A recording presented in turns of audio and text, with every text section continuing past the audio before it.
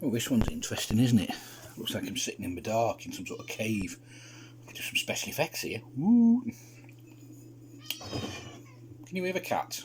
There's food there. She's just crying. I've been away for a day or so, and she does get upset because normally I'm the one that feeds her. This is a weird view. This, isn't it? It's like, ooh, hello, goodbye. Anyway, so yeah, so I've been away for a couple of days. Set off Friday morning, mid-morning. Travelled pretty much up the length of from Cardiff to Manchester, basically. Which took 5.5 hours with a little 20-minute stop in a place called Bailey's to pick up bulk buying of stuff, 2 slabs of Pepsi, some dishwasher tablets, yada yada yada. Anyway, so yeah, and then went and saw the folks, and then went and saw a friend of mine because he's got a new toy. He's got a Tesla car. Ho ho ho! Yeah, they are nice. They also are exceedingly fast acceleration. You know, when you're a kid and you go on like the roller coasters and the fairground ride and the gravity pushes you back into your seat like that, it will do that. He's had motorbikes and he reckons it's fast acceleration with a motorbike. Of course, all this was done on private roads, so yeah, it's a nice car. But it's just, you know, there's a lot of them on the road now. Teslas, you see loads of them. But not a cheap piece of kit. But people, you know, buying them or leasing them or whatever. So yeah, and it's, you know, I can see the arguments. You've got to generate the power, so it's putting more load on the national grid, and it's putting more load on the electricity generating infrastructure. Yes, that's true. But bottom line is, you know, like I say, you get more out of people with carrot and stick. You get more out of people with a reward than you do a punishment. And the reward for owning a Tesla is,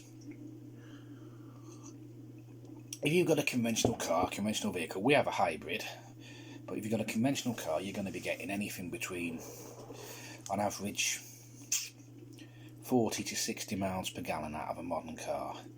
You're running a big car, it's going to be less, and all the rest of it. If someone turned around to you and said, here is a vehicle, a car, which does, in very rough figures, 150 miles to the gallon, it does roughly 3 times what your car will do, you'd go for it. So, yeah, and that is, you know, roughly what a Tesla will do. I mean, we worked it out, it's just very sort of back of the envelope figures, but it's about 150 miles to the gallon, so it's double or triple what you're paying for petrol, or the efficiency of petrol. And, you know, like my friend says, you don't drive it everywhere all the time. So while it's sat outside his house, it will charge, and then when it's finished charging, it just sits there. It's definitely the way of the future. I mean, the only problem is the batteries. And having been in one, they're really, really nice inside, I'll tell you that. Although they don't have vegan leather seats. What's vegan leather? Apparently it's made from mushrooms or something. I don't know, it's a bit weird, because it can't be leather if it's vegan. They sort of leather feel seats. I mean, they do feel really nice. I think they're made, or maybe they're not PVC, we're not suede, or suede pigskin anyway, so we can't do that. But yeah, they're vegan leather seats. And it's got all the toys like a heated steering wheel, heated seats, panoramic sunroofs. You know, they're quite. It's like almost like sitting in a convertible. You've got a huge, great big sunroof over the top of you. Yeah, I'm super impressed with it. I was super duper impressed with it. Chances of us ever owning one? Pretty unlikely, actually. They're a lot, you know, they're quite an expensive vehicle. But as far as like looking at electric cars, you know, we have a hybrid at the moment, and it's not a plug-in hybrid, it's a hybrid. It's one of these that generates its own power from the engine, which we've been very impressed with so far. But, you know, there's always something better coming up. And I like the little BMW i3, the little, you know, if that's got the range, if that's got a 200 mile range on it on a charge, I'd certainly look at one of those. Some of them only have about 100 mile range, which isn't enough for me. You know, I go up and see people and they live 200 miles away, so yeah. But it is going to make a difference, you know. I've said on these little videos about where's the future. Well, you know, bits of the future are here. You know, we also had, because we couldn't be bothered cooking and didn't have anything in, we had a McDonald's breakfast on Saturday morning. Not our usual choice, and I do, you know, usually when we see us or he comes down to see us, we do a bit of a fry up. But we were just like, there was just the two of us, we'd had a few beers the night before.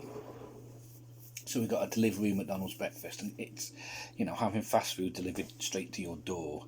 It's not a new thing, there's been delivery services and all that, but yeah, the Mackey's one's quite weird. That's quite strange, that. So all in all, yeah, a good weekend, but a thought did occur to me, and just before I go, I will leave you with this. We were chatting away, as we do. The privatisation of the National Health Service that they're trying to sort of sneak in through the back door. We were talking about hospital visits and care and all the rest of it. Let me ask you out there a serious question that you should all consider. And bear in mind, if you're watching this in England, Wales, you know, Britain, when rail services were privatised years ago, the electricity services, the water services were privatised.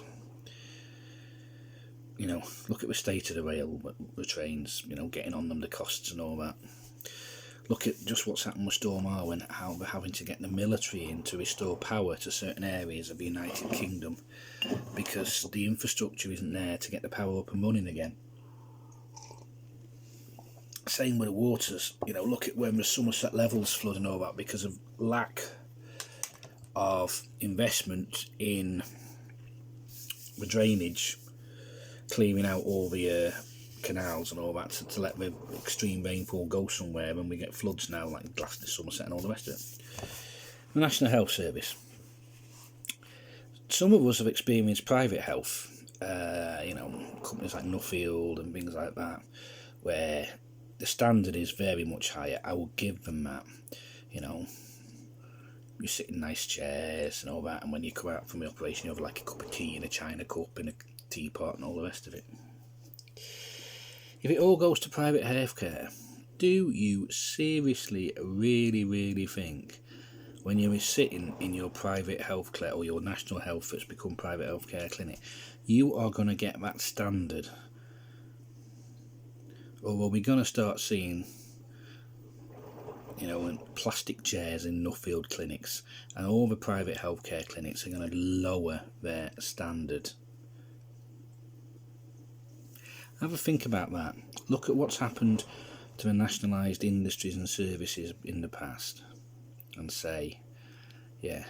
So I think anyone who enjoys private healthcare, can afford private healthcare, should also be fighting tooth and nail to keep the NHS as a public nationalised industry and non-privatised for their own carrot, for their own things, as well as everybody who needs it.